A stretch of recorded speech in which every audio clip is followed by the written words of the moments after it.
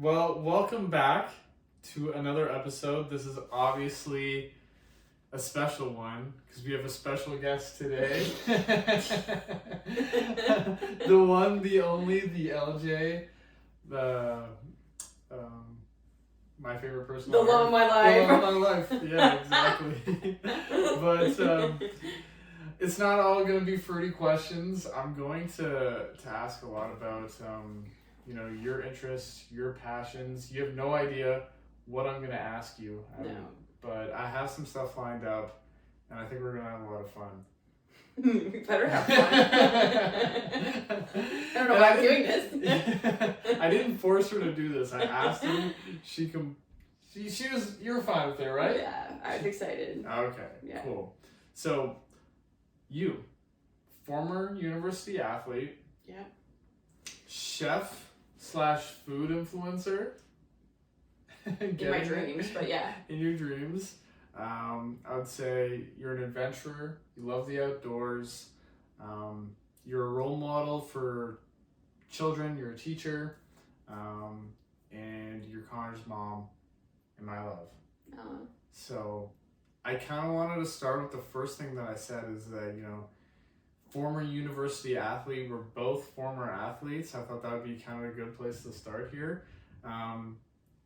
Pretty legendary career at Acadia, would you say?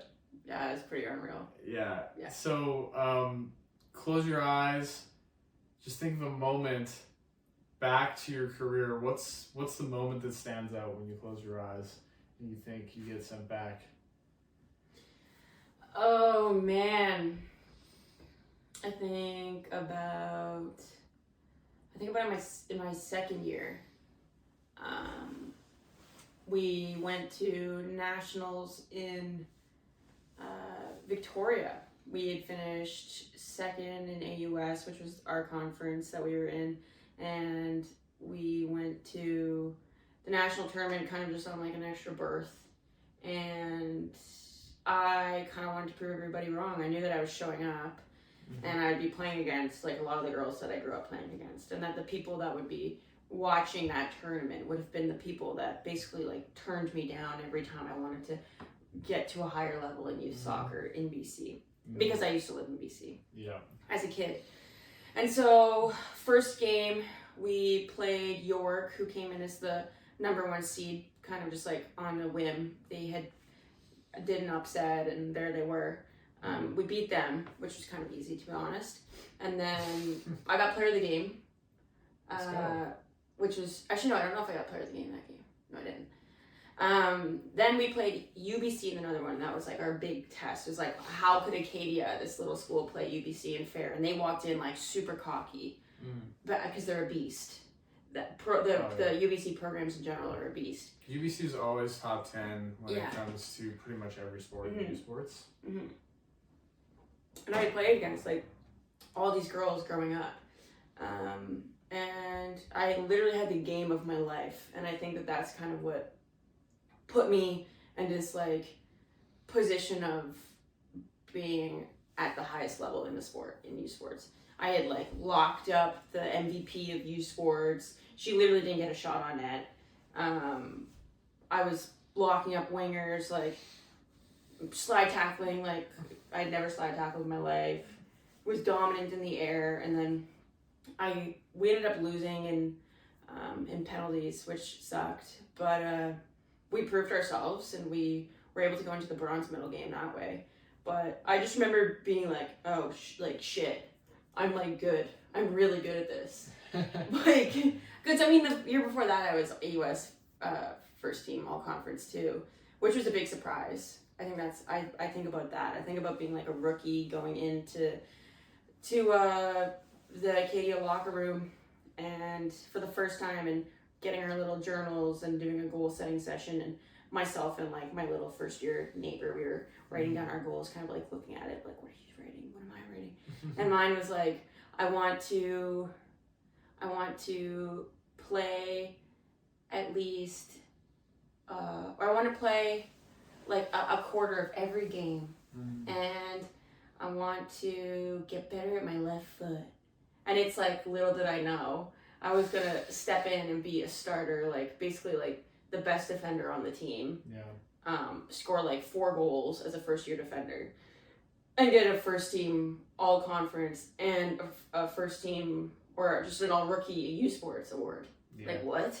I think, like, if you asked me back then, I'd be like, what? Anyway, and then fast forward to winning AUS. That was, like, a dream. We just had such a good crew, and I think that when I think about university soccer, I don't really think about, like, my achievements. I mean, like, I did mention that. But, like, in everything that I've said, I've mentioned somebody else. Like, I think that my time there was very much influenced by the people around me, and I think you can agree. Mm-hmm. I think that I was better because of the people that I played with, and I think that kind of showed in in the 4th year that I played, where we won AUS, and I was a first-team all-conference naturally. But like dominant. Like if you ask anybody, like you go on the announcers, you're talking about like, oh, and there's Jodry coming in, like, you know what I mean? And it's because I had my whole team backing me. Like we were so tight, we would have died for each other. Yeah. And then I remember being in the locker room, and my coach was like, here's some awards. They're talking about awards. Here's like an all rookie. Everybody's clapping. Hey, good job. And then he was like, and first team all Canadian, Lauren Jodry. And I was like, what? Like my dream had like actually come true. Yeah. And I couldn't believe it. And of course, every time I do something like this, I call my dad. I'm like, Dad, guess what? And he's like, you did it, kid. Yeah. So, and then I think probably, I mean, this is just a long spiel, but I couldn't sum it up into less. And then, I mean, my 5th year I did very well. We had a crazy team, so good. Just didn't do well. Got 2nd team all Canadian. I was kind of pissed about that, but whatever. That's a lot better than a lot of people get. Yeah. And then my last year, just like, I'd like fractured my ankle first game. Like I was with you at that time. Like we were living together. This is like basically the beginning, mid era of our relationship. And you're like being a huge support system for me. But finishing my last game at St. FX, kind of funny. And I had mentioned to you, I've never lost at St. FX once. Go there, lose in the quarterfinal. We were up, whatever, 1-0, blew a lead. Score the best goal I have ever scored in my career, 4 yards out. Like, and it was so special because it was my last game, but I actually think what was the most special part was that my dad was there to see it. That's awesome. Like, at the end of it, nothing mattered except my dad being there and watching you score that goal. Yeah, that's super special. Yeah. And, like, giving him a hug after. Yeah. That's probably what it, in a nutshell, that's what Acadia meant to me. Mm-hmm. So, like, the moments, there's not just one moment that you can get sent back to. Like, never. Right? It was so, yeah. Yeah.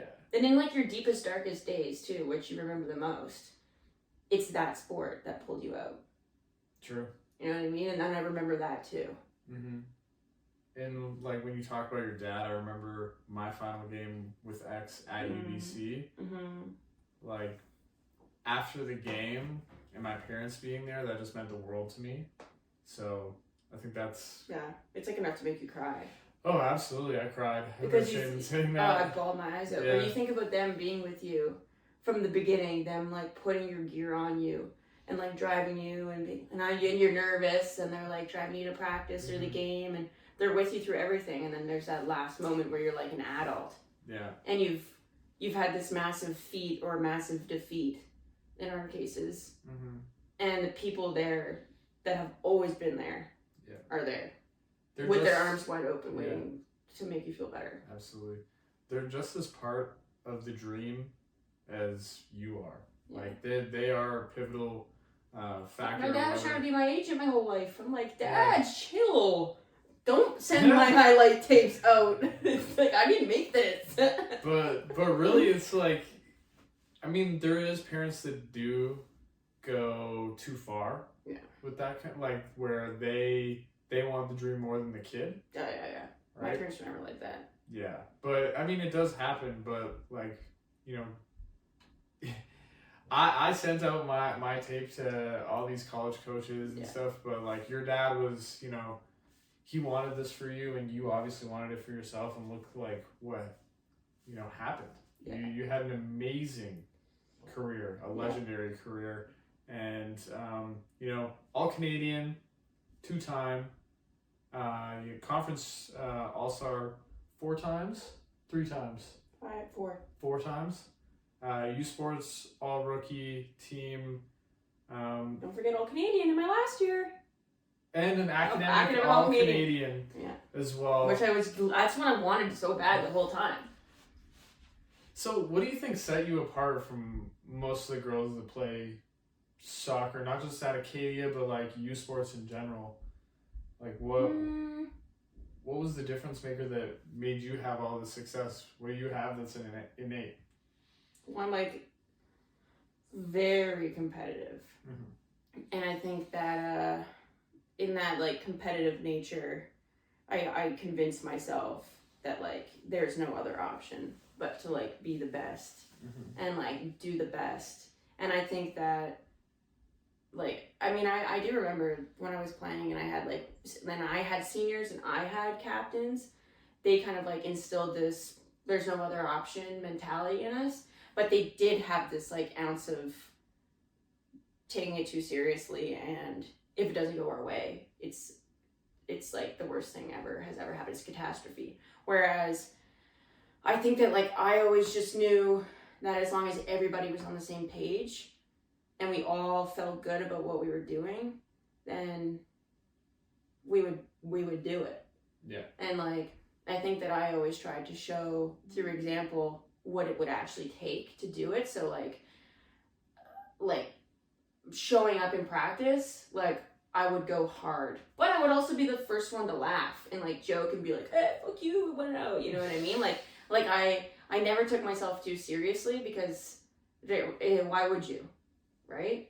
And I really, part of like how I was I needed to make sure that everybody else knew what I was feeling, which I think is like why I was a good leader, because I was there was no secrets about me, and you'll even know that like in a relationship. I don't keep secrets. I'm not secretive.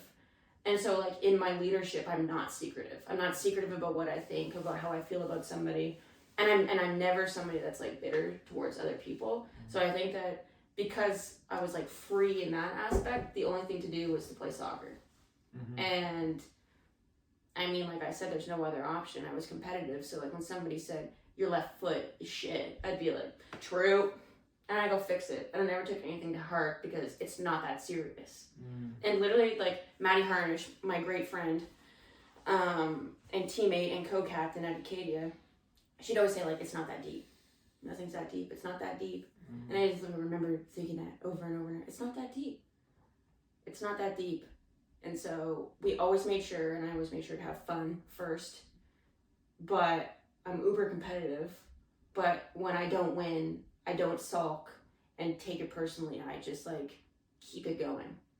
I might really internalize like what I could have done differently, and it might make me sick a bit. Yeah. But yeah, I think that I have like a kind of a happy-go-lucky enthusiasm that a lot of people don't have, and I think that like it wears off on other people, but it wore off on myself in doing it, if that makes sense. And so like when I would show up in a game, I'd be like, who would want to attack against me? Like, try it, you know what I mean? In like a joking way, I'd be like, but not like in a narcissistic teasing way, just like, you know, like I'm good, everything is good. And everybody in my life, mom, dad, the boys, my best friends, my teammates, they knew I was like that, so I could just shine. And I think that like that's that. And even like when I went and did my little stint playing semi-pro soccer for a week, Maddie and I were even saying like, because she went with me, it's not as fun. Like it's serious and it's good soccer, but it's not as fun. And it's not as good, and we don't love it because we don't love the people that we're playing with. So all in all, that's who I was as a player. Was the player that played with their team, you know what I mean? Like they made me great. It wasn't me. Like they made me great. Yeah. I think that, you know, the not taking yourself too serious is a huge aspect, because for myself, I remember in my first couple of years playing at X before I actually was a starter is that I took everything way too serious. Someone caught a ball on me, I get so upset, and I just internalized it too much, and it didn't allow me to really grow into the person I would become. And I think that it's really important for you to not take yourself too serious, because it allows you to have more joy. And when you have more joy playing, then you get closer with your teammates, like you said. Dude, I was like, Yeah. like I was thinking about the game, Mhm. but like, I made a bad pass in the game. I'd note that, I'd clock it, okay, so I missed 4 passes. 4 of my passes were intercepted. I was very cerebral about how I was playing. Yeah. Like, I was very much there, but then I could chuck that away. What are you guys drinking tonight? You know what I mean? Like, Yeah, well, you have to move on, right? Like, yeah, that's what I am like, though. you have to move on, of course. So, great answer to that, but not a lot of people know that you took a year off after that amazing career, and you almost didn't come back and play soccer again. Yeah. You actually considered just, calling it quits then, but you did come back, and you actually ended up going back to Acadia, and a lot of people also don't know that you were looking at other schools as well. Mm-hmm. So the first part of this question is, what percentage of, like, in that headspace, if you go back in time, like, what part of you really wanted to go play soccer again, and what do you think it would have been like if you didn't go back to Acadia?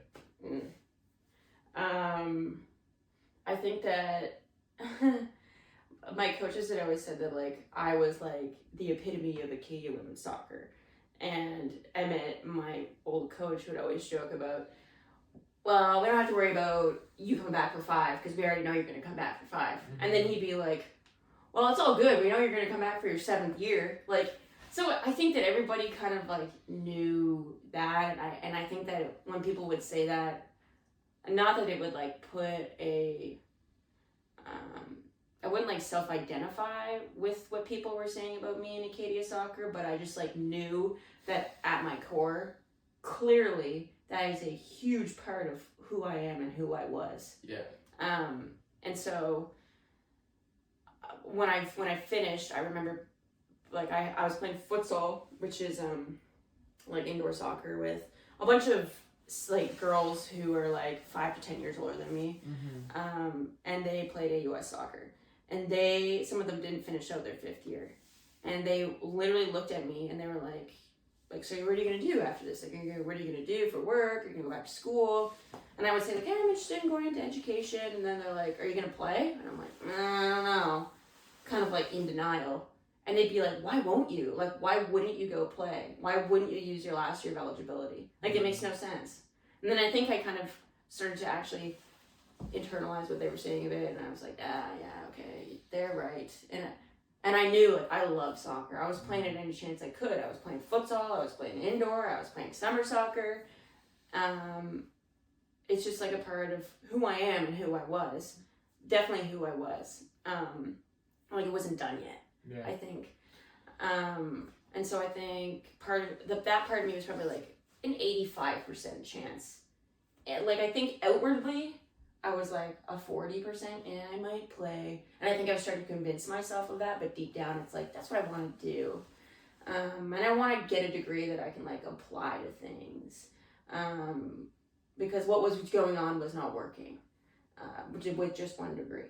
Mm-hmm. And so I knew that like, I needed another degree, and to do that and to have it paid for, well, all I have to do is play soccer, and that's pretty awesome. So why wouldn't I just do that? So that's where I think the 85 comes from. And then what was the second part of the question? You kind of answered it, really. It was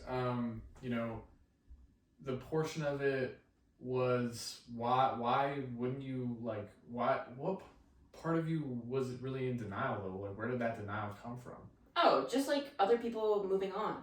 Oh. And I think like seeing my old teammates go into grad school and not play. Yeah. Or my old teammates on other teams calling it after 4 years.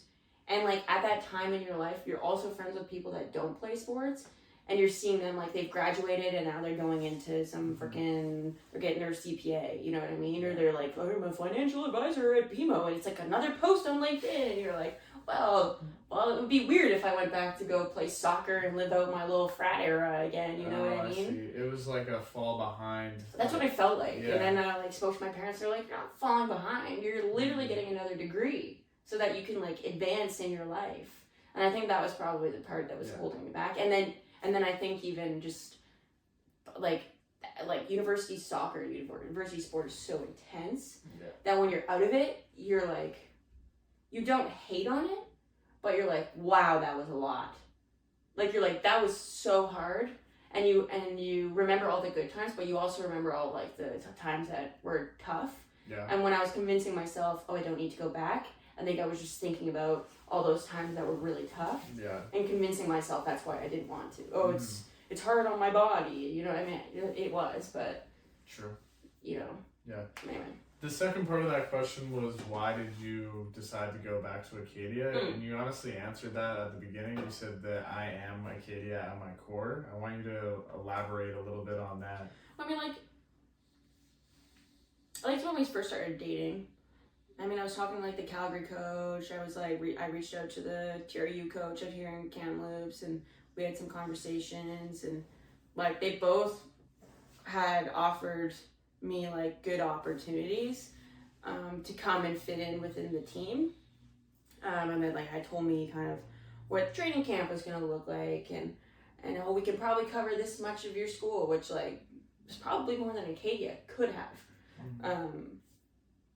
But I just think like I could have never worn a different jersey. Like that would have, I wouldn't have had the same pride and the same edge and the same like drive to win and the want to win, because like, yeah, it's like sure my own ego if I lose or if I play, but like it's my ego tied to the school that I love and like the community that I love and the place that I love and the people that I love. Yeah. So it didn't really have to do with me. I'm not one of those people that can just kind of like bop around and be like, oh, here I am. I can't do that. Like I need a place where I feel like I like really belong. And I think when I could envision myself, say in like Calgary or like at TRU, I couldn't like envision myself in the locker room. I couldn't envision myself, and probably because I had never been there, but I couldn't envision it. Like I couldn't see myself repping the TRU jersey and being like, let's fucking go. Like fired up. No. I want to be in the Acadia tunnel with the place that's leaking and nothing works right, and it's 50 degrees down there in preseason because it's like with the girls, you know. And even though they're younger than me, like I kind of wanted to, it was important to me that they felt my like passion for that place and like that team and that culture. And I think it was also important for me that it like continued on. For sure. So I couldn't have like lived with myself if I had gone somewhere else. I resonate with that as well. Like imagine you playing for like anywhere else. The only reason why it would be like acceptable is because you did your time, like you did the 4 years, right?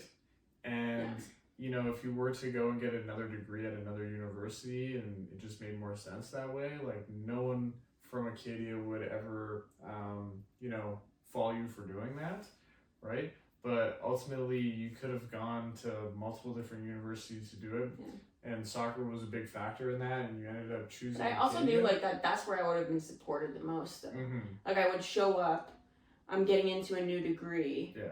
And I know I have people who have my back. I know I can like step on campus and I like can like wave at so and so down the street, and then they'll be like, how's your mom and dad? And like to me, like some people are like, oh, I hate that stuff. Like to me that's so important.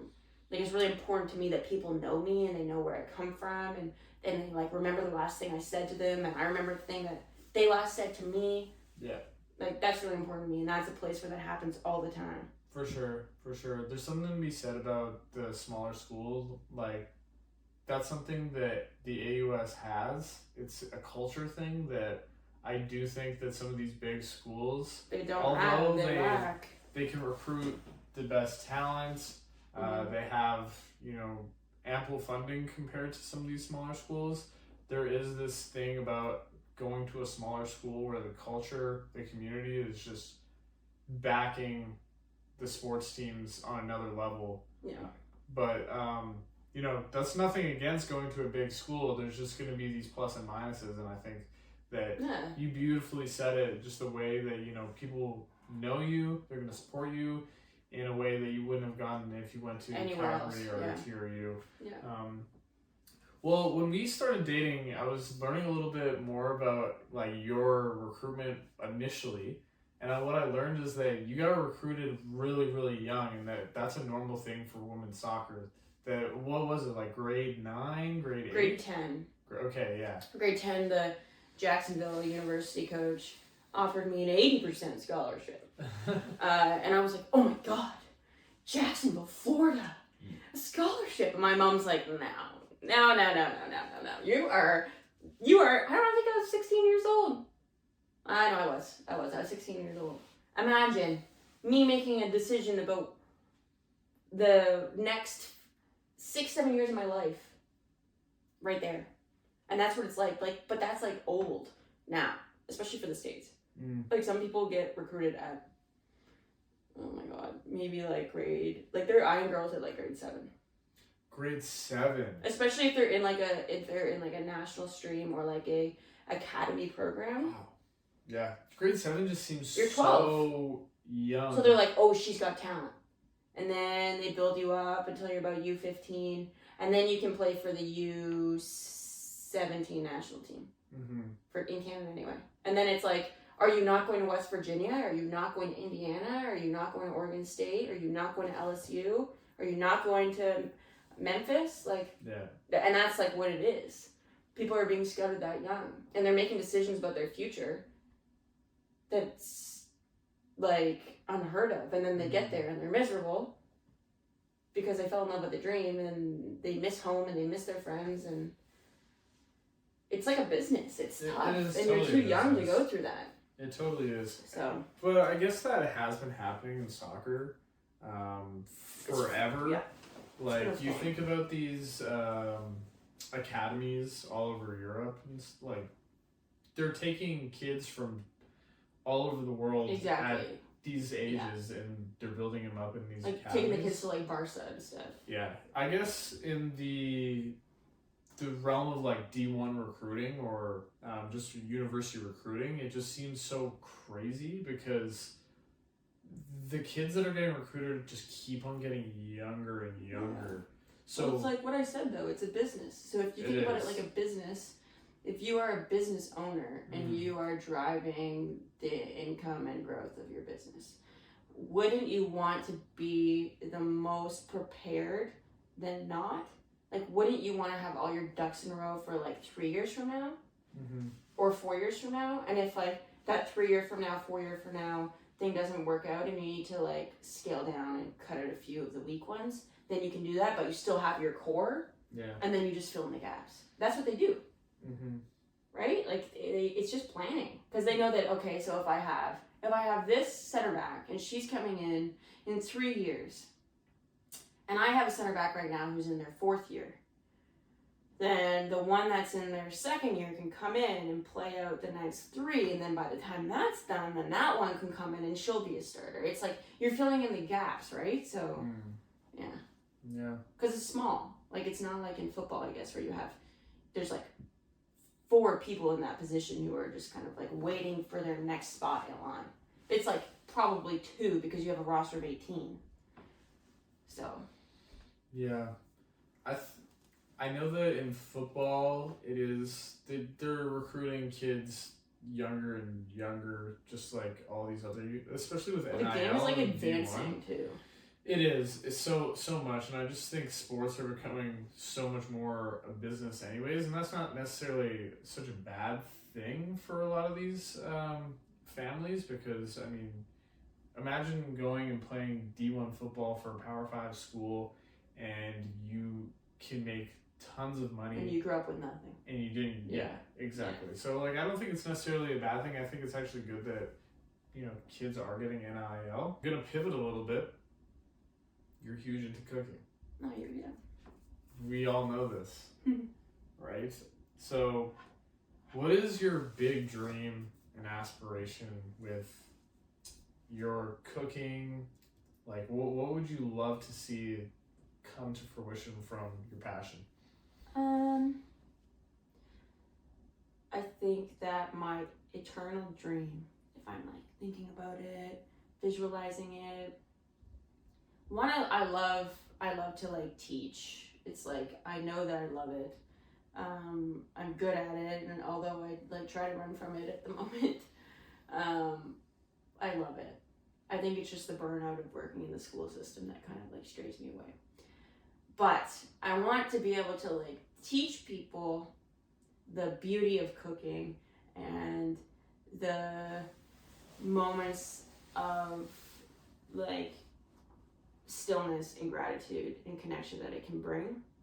And I'm not like talking about like, oh, 2 cups of XYZ and you better have 4 cloves of garlic. Like, no, I'm talking about like what it feels like to sit around a dinner table and everybody enjoy a meal and it makes you feel good.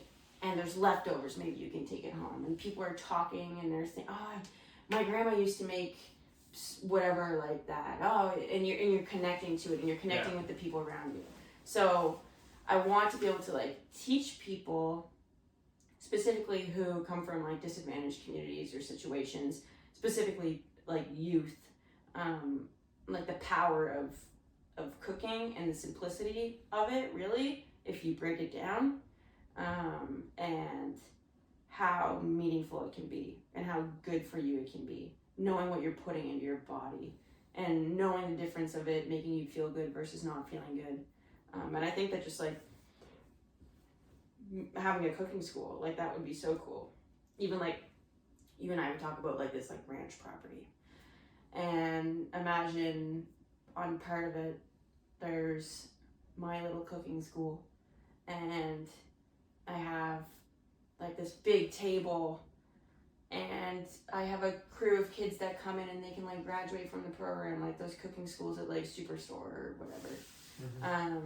But they come in and we grow the food together, and we harvest it together, and we make it together, and we go to the store together, and you're taught how to shop, what to look for, what not to get, and you can make a bunch of food and connect with the people that you're making it with, connect with the people that you're eating it with, and you have some like actual education on nutrition and how you should be feeling your body, because I think there's a lot of space going on in the world right now where young people are like either just like pounded with misinformation around like fitness, wellness culture, eating style, or they have no idea how to eat. And I think about that time that you and I went to the store and that girl was like literally looking at like gummies and she's like, oh, this is a really healthy option. There's fruit in it. What, like, but people think this and it's not their fault. You know, like it's not their fault. So I feel really passionate about that. But then obviously like my glamorous dream of cooking and this whole thing coming to fruition is like this big long table.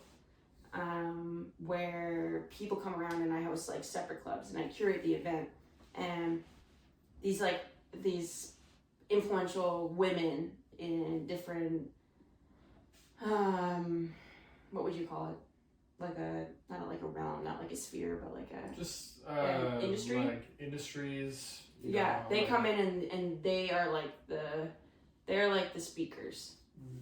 Not that nobody else can speak, but they're the speakers, and people can buy their ticket, and when they come they get this like curated meal and experience built around the conversation that like they're gonna have with these people, and they get the knowledge of these people that know everything about what they're doing, but there's space for those people to like take from the others at the table who are there to learn, and at the end you might get like a little like snapshot of what happened, so you can like break it down and have like some conversational notes or like some pieces to that you maybe didn't clock in your brain, you have them in your pocket, you know what I mean? But my ultimate dream would be to make this a TV show. Okay, what would you call the TV show? I don't know. I have to sit on that one.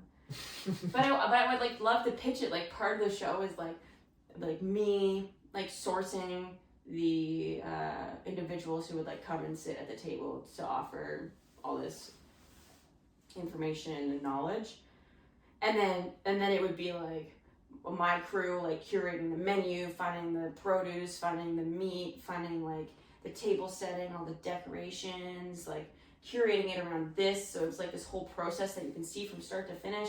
And then you get there and it's like this like low ambiance, and you're like filming this like really thoughtful, fruitful conversation, and like everybody feels good there and everybody feels good watching it, and you learn watching it too, you know. Yeah. So really a lot of it's like it's learning. I love it. Food education and building experience that and people community. can take away something from, and yeah, community at the heart of it all. I think it's beautiful, and you're gonna end up doing it. You just gotta, build out the plan and execute it, and eventually it's gonna happen. But obviously you have to get some inspiration to start to build something like that. What type of or what chefs, what type of cuisines inspire you the most? There's the what is her name? Harvest. This is so silly that I'm blanking. But there's this woman who had like a really, really, really. I started watching the show with my mom. Chef. She lives in Maine, and basically she had a husband. Oh, you did tell me. Yes, she's so cool. She had this husband who was abusive and drained her bank account dry, and she was an alcoholic, and it ruined her life. She had nothing, and so she had to move home to Maine, to her family's their like land. She like lived in like a shed and like redid it, and fell back in love with her name's Erin, right? Erin French. Erin French. Lost Kitchen. Oh, Lost Kitchen. Oh, it's so good. And it's a TV show, and it's like so inspiring. Basically what she does is she went through this really hard time, and she leaned into something that she was good at and that she loved, which was cooking. And she leaned into the connections with her community that she had growing up, and her community backed her because she was like one of them. And they made sure she had all the support that she needed to like do well in what she wanted to do. So she started kind of like, she had like a little mini restaurant, and she ran that in her community, and it like popped off. And she like used local produce and seasonal vegetables and meat and seafood from Maine. And then ended up calling this kitchen the Lost Kitchen. Hence her story. She was once lost, and then she found herself. And so she bought this Airbnb kind of situation, like a bed and breakfast. And she hosts her guests for a weekend, basically. You come in, you get breakfast, you get the lunch, you get the dinner service, you get the experience of the property, the experience of Maine, and she curates all of it and make sure that like you feel the love, you feel the connection, then you feel like her dedication and her team's dedication to the food that's been put on your table. And to get to this point as a guest, you have to RSVP by mail only. Through a letter, you RSVP, and it has to land in her mailbox, her physical mailbox. And if you're one of the first, you're on the list. And you come in, and she hosts you and your girlfriends, or you and your family, or whoever it is. And it's just really special to see like her preparation and her care for everything, and her team's care, like how they actually like take care of the property and what it takes, and how everybody has this amazing time in a space that's like for connection. Mm-hmm. It's really, really awesome. What I think is really special about what you're describing and what she's built is the storytelling behind the cooking and how she's sharing it. That's what's important. Yeah. Yeah, that's amazing. you obviously cook a lot of food for me, and it's amazing. And there's a lot of different cuisines, a lot of different things that you try in the kitchen. And we know that you traveled to Asia after your first degree at Acadia. So I'm just wondering if there was a dish on that trip that kind of changed your perspective on food while you were there. Ooh. I think that just Thai cuisine in general is Okay. like super, it's amazing. And I think that, picture the pad thai, okay? So you have this Canadian pad thai and you have it at different restaurants and it tastes different. Some of it has to do with the quality, some of it has to do with the ingredients, but a lot of it has to do with who taught who how to make it.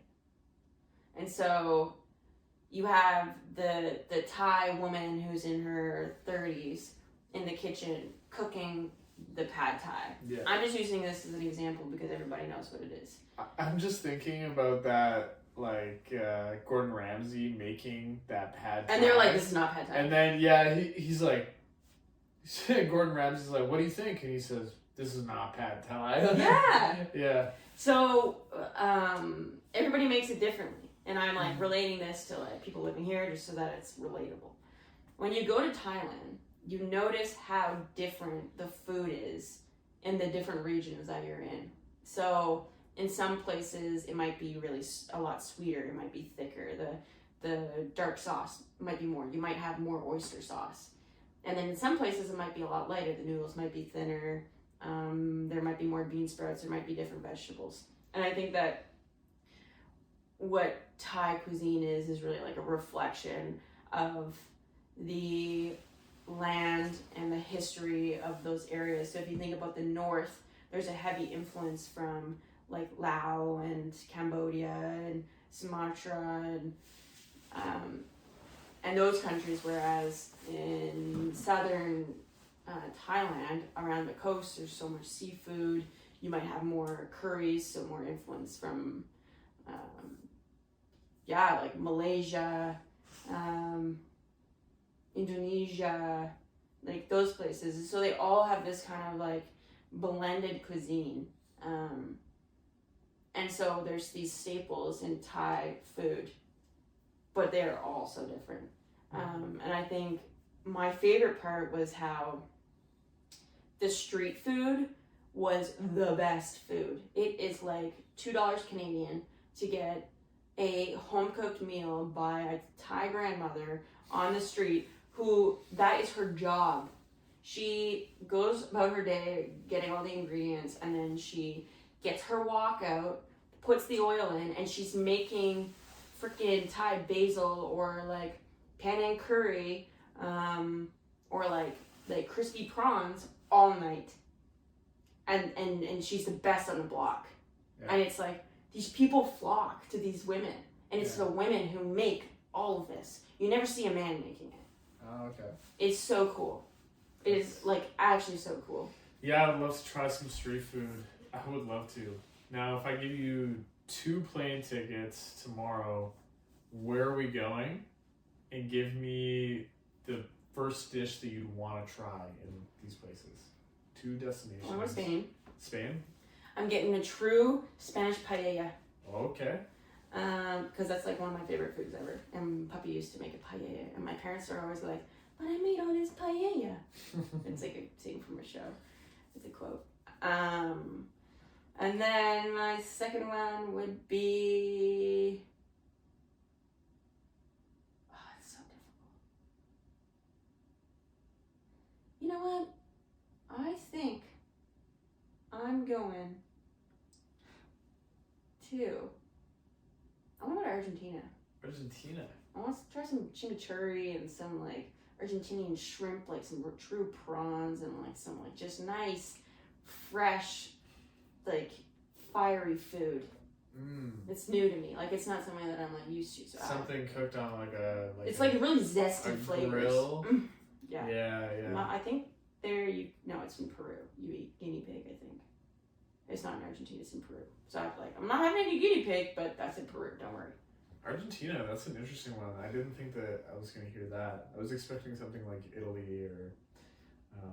I love Greek food, but like I also feel like, with all due respect, there's a lot of like, I know that the food is like not the same as when you go there, but like I've had a lot of Italian food and I've had a lot of Greek food, made by like Greek people. Yeah. Greek Canadians, Italian Canadians. Same with You can get really good.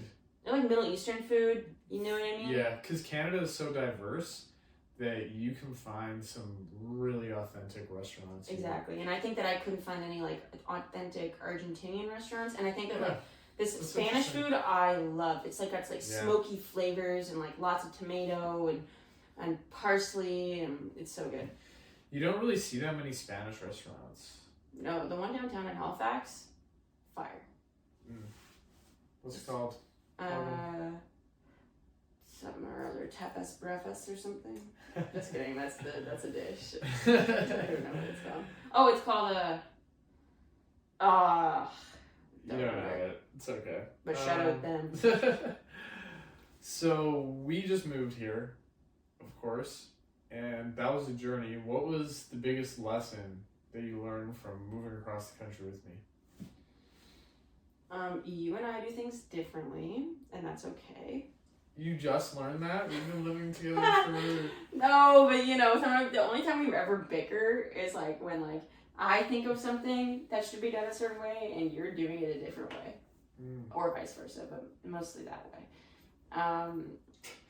I learned how beautiful Canada is and how big it is, and how I think that like when you think about Indigenous culture, I think that when you drive across Canada and you see the different landscapes and you're in it, like you're driving through it, there's no way for you not to feel a connection to the land. And I think that it's plain and simple why Indigenous culture is so rich and so meaningful, and so important, because when all it is you and the land, it's important that like you understand it.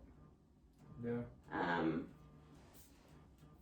We also did it in the wintertime too. It's important to be prepared. Yeah. Like I think that if we weren't prepared, if I hadn't got tires, hadn't got a car, for that, we would have been in tough shape. Yeah. But I also think that I agree. I mean, like I've moved a lot in my life, right? So I think that even like when we moved here, just opening up to the idea of like new connections can be hard for people, and it can be hard for me too. But I think that just in my life, I've had to. So this is not something foreign to me, like making friends. And so I posted a TikTok, it got Kelowna famous, and I hosted a bunch of random people over to our apartment to make friends. It went really well. I have like a new very good friend from it already, and I have like a handful of like really good friends to be, you know? And I think that when you just need to put yourself out there, because everybody's feeling the same way, and you just have to kind of like smile through the awkwardness, and then it's just not awkward anymore. True. A lot of it, I always say this, it's like, and everyone's probably heard this, but like half the battle really is showing up. And if you're feeling lonely, the beautiful thing is that, you know, with all the negatives of social media, it really can bring us together. And when you posted that TikTok and it literally went viral, Kelowna viral, it had over 10,000 views. It's at 14.8 now. Wow. And it had like, I think something like 128 different comments. Like you can't hang out with every single person, but you were able to build like a group chat, and then people did come over to our house.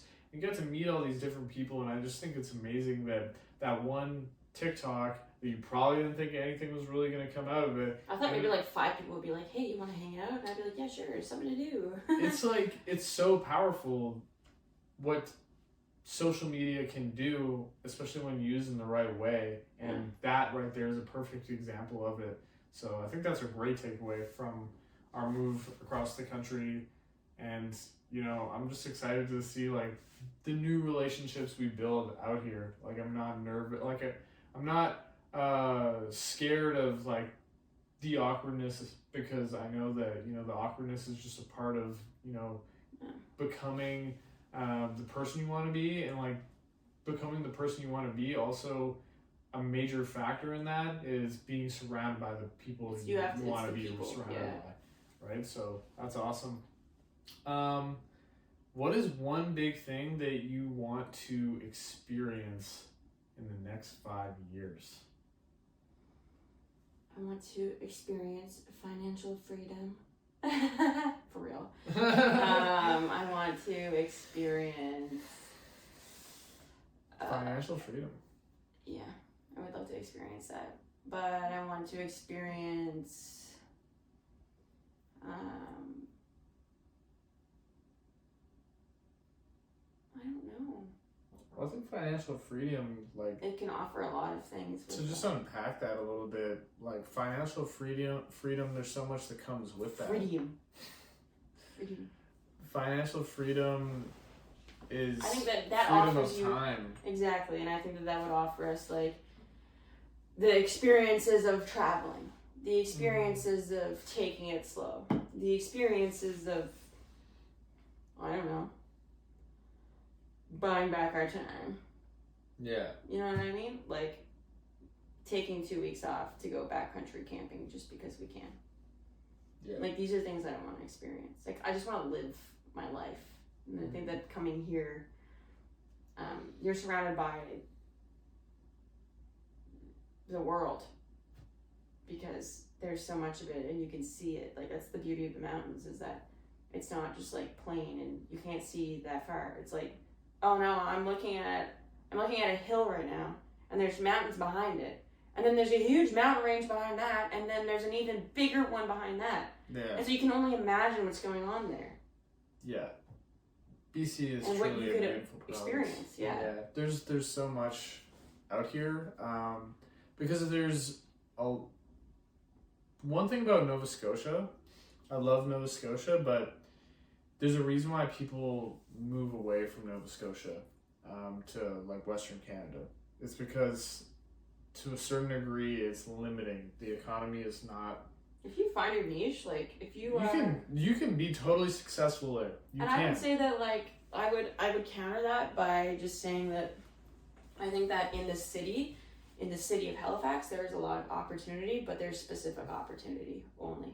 And I think that if you were to come here, the variety is bigger. But even then, think about Kelowna. There's only specific opportunity in Kelowna. And it's a specific kind. Business, tech, finance, outdoorsy stuff, parks, municipality stuff. Then if you go to Vancouver, you're involved in fucking all kinds of stuff, man. So much. The island, a different kind of stuff. Yeah. You know what I mean? I think it's just very different. There's more possibilities here. Yeah, for sure. Yeah. But that doesn't mean that you can't accomplish your goals and your dreams anywhere in Canada. That's the beauty of living in a country like this. But when you're accomplishing goals, you can get stressed out. And I've definitely been there. But when you're having a stressful week or something stressing you out, you need to recharge. You need to recharge the soul a little bit. Is it a mountain peak? Or is it a forest trail? Or is it being by the ocean? It's forest trail. The forest trail? I love the smell of the forest and like the oxygen and the quiet calm that it brings. All you listen to is just like the swaying of the leaves and like the crunching underneath your feet. And if there's a stream, wow. Wow. Babbling brook. Yeah, definitely somewhere tranquil and quiet like that. Nothing quite like a babbling brook. Yeah. Yeah. Well, I have a fun way to kind of cap this thing off. Oh. Yeah. It's a speed round. Oh God, okay. Oh God. Yeah. So I'm gonna give you a bunch of quick questions here, and you're just gonna say the first thing that comes to your mind based off the question. It's not gonna be too hard. It's not gonna be too long. Are you ready? Wait, how hard is this? No, I'm just kidding. There you go. Mountains or oceans? Mountains now. Mountains now? Oceans before? Yeah. What changed? I think they're just both so big that right now I'm loving the mountain vibe. I love looking out and being like, wow, damn, this is huge. Whereas like the ocean, you think that, but it might be kind of scary if you think about how big the ocean is. Anyway, Yeah. Okay, go. It's supposed to be quick. It is. I did do a good job at the first part of the speed. Ask me a question off the question. Why? I know. Early morning hike or late night campfire? Late night campfire. Handmade pasta or spicy ramen? Spicy ramen. Fresh herbs or dried spices? Fresh herbs. It's a silly one. Sweet breakfast or savory? Savory. Oh, okay. Didn't even finish. Cooking for a crowd or a private dinner for two? Crowd. Extreme heat or freezing cold? Heat. I fucking hate the cold. Makes me sad. The journey there or the view from the top?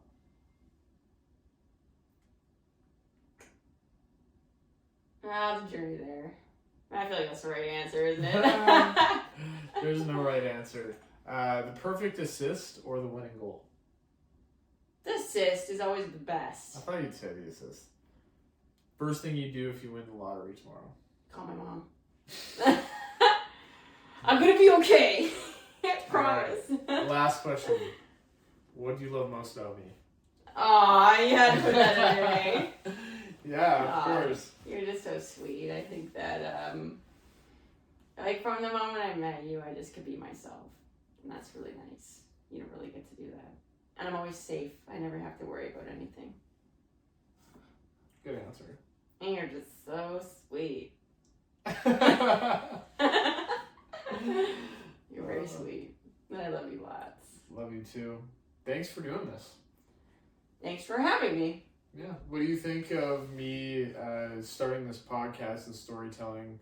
I think it's great. I think that, like, there was, like, an itch in you to do it anyway.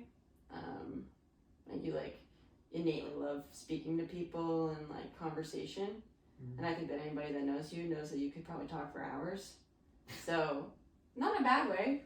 Sometimes you're like, damn, it's 4 o'clock in the morning. No. No, I'm just kidding. But, yeah, I think it's something that you're very good at doing. So it's nice to, I mean, you're the type of person, it's not, I would never say, it's nice to see you following your dreams. Like, I just think that when you know you want to do something, you do it, which is another thing that I like about you. So it'll be great. Like, I think that you're a good little interviewer, man. So it was fun. Well, thank you so much. Love you, and I'm excited to keep this going on and eventually have more guests. Would you like to be a part of more of these? That would be great. Okay, all right. You can ask me some hard-hitting questions. If I were a worm, would you still love me?